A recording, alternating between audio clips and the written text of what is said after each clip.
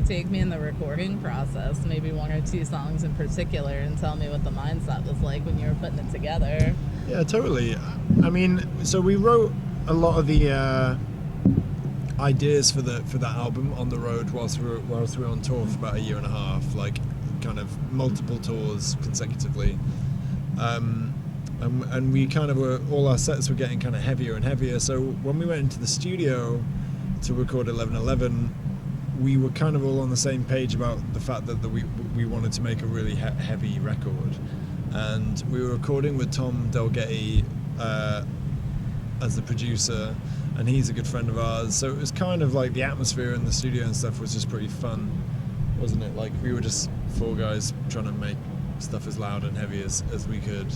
It was pretty intense though, because we knew we had like a schedule, so when we went in there we were pretty wary of the sort of time that we had to do it. Yeah, I guess you're right. It was fun, but there was a lot of pressure, and it's not like we could just be in the studio for ages. I think we were there for like 3 weeks. Yeah, I think it was like 16 days or Oh, was it 16 days? 17 days or something. Yeah. I think that makes you make a bit more of a different record, because you're a bit less fussy about the takes that you kind of end up with, which is a good way, good in a way, because it means that it's a bit more natural.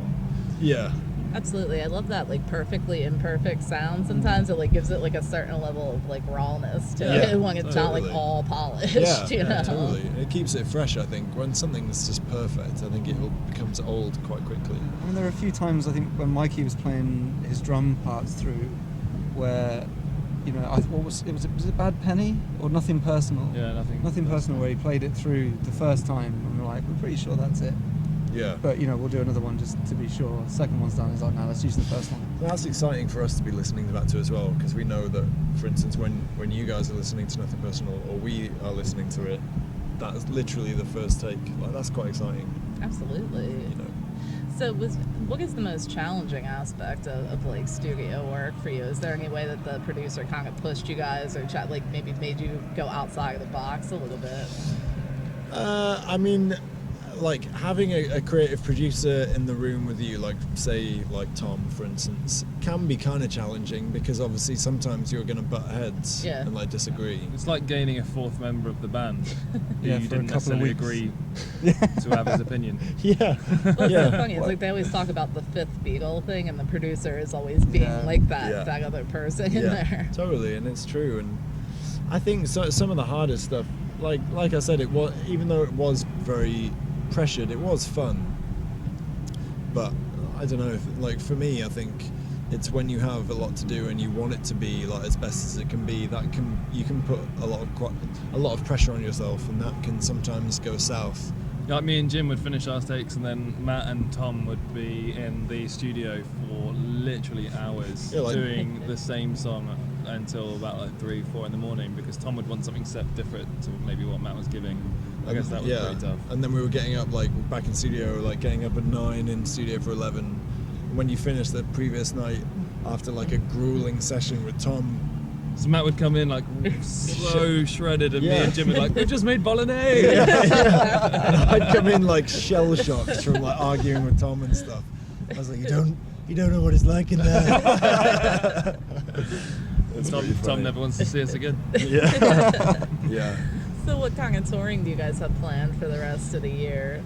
It's kind of relentless now. Yeah, I'm sure. We're away for like 3 months now, so I think like last year was kind of sparse and touring fun, and we were all kind of bummed, and then this year got really filled out like super quickly, so we're all pretty stoked, because we're going to like Europe after this run.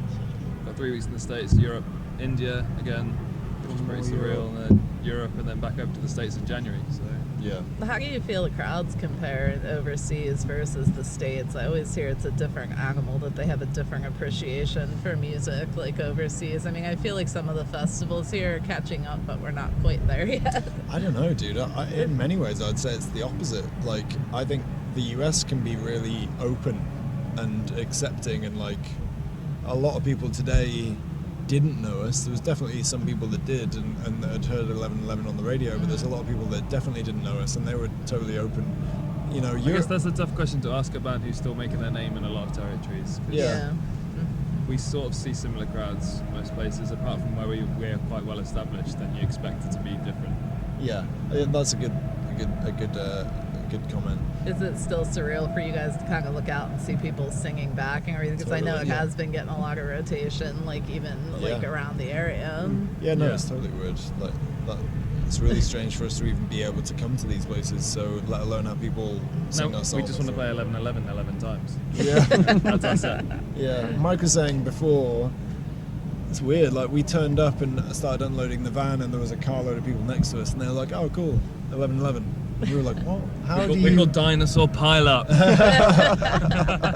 know, so that's weird for us. Are that- people seriously getting that confused like a lot? No, As in they just noticed that it was us that played As in the they song. knew it was us, like Yeah. they knew the band and stuff by just seeing us unloading, and that's weird for us, you know. What's the story behind the name? The band name. Or, Mhm. yeah. I watched King Kong when I was younger, and it was super stupid, so I said I would call a band after it because there's a dinosaur pile up in King Kong. Yep. Loads of dinosaurs fall down a mountain, pile up. So ridiculous.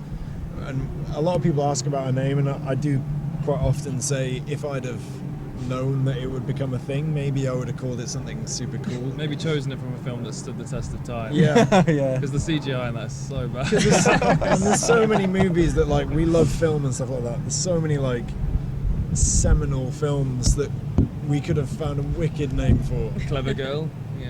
Oh, Oh, like that. Clever Girl, yeah. Or like At least something from like other- maybe not dinosaur related. Carry around or like something raptor from claws, like we get- something from Scanners or something. Oh yeah. Something awesome. And instead I call it Dinosaur Pile Up. And here we are. Man. Well, guys, I want to thank you so much for taking a few minutes out to speak with me. I Yeah, appreciate it. of course. Awesome. Enjoy the rest of the festival. Hopefully, you guys will go over and get to see some Max and Igor today. Yeah. Yeah, Yeah. sure. Thank you for talking to us. Thank you. All right, Thank you. thanks.